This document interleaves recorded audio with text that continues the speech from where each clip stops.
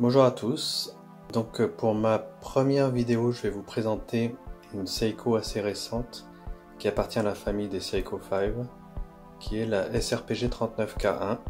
Donc c'est une Seiko qui a un boîtier de 39,4 mm avec une entrecorne de 20 mm.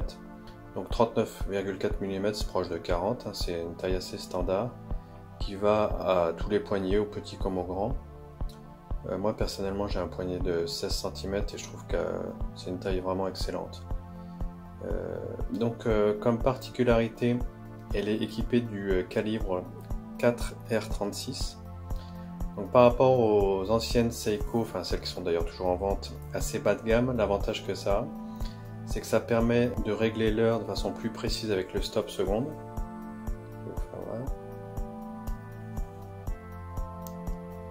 Voilà, donc l'aiguille des secondes s'arrête, ça permet de régler l'heure très précisément à la seconde près, avec des sites comme Horloge Parlante par exemple. Et un autre avantage qui est aussi le remontage manuel, qui est maintenant possible, alors qu'avant, quand la montre était arrêtée, il fallait la secouer pour la redémarrer. Donc cette montre, vraiment je dirais que une de ses qualités premières, c'est son cadran, qui est vraiment super cool, super classe, avec ses index qui sont dorés, les aiguilles également dorées, les aiguilles des heures et des minutes, et l'aiguille des secondes qui est vraiment assez sympathique aussi, noir avec cette petite flèche rouge, et le cadran qui est bleu mais légèrement texturé. Je vais essayer de vous le montrer si j'y arrive. Donc pour ça, je vais mettre une petite lumière pour accentuer l'effet. Vous voyez qu'il est texturé et donc ça fait quelque chose de vraiment très classe avec les aiguilles et les index dorés. Un autre truc sympa, c'est que le mécanisme est apparent derrière. Voilà, bon ça c'était le cas sur les autres, mais là je trouve que c'est un peu plus travaillé et un peu plus classe. Sinon concernant le verre, malheureusement ce n'est pas un verre saphir.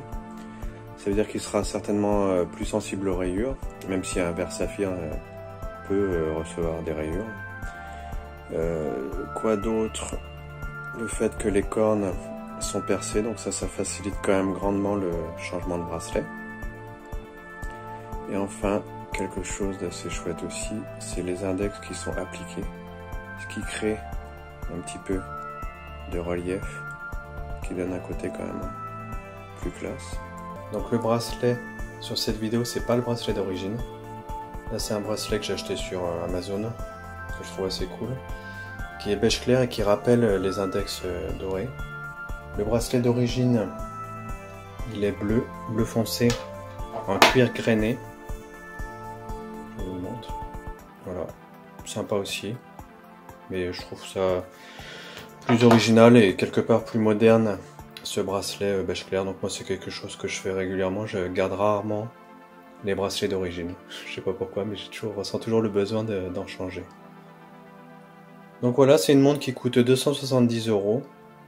Quelque chose d'assez étonnant aussi, je l'ai pas mentionné, c'est le boîtier qui est brossé mais de façon assez spéciale, un peu désordonnée, qui lui donne un aspect usé.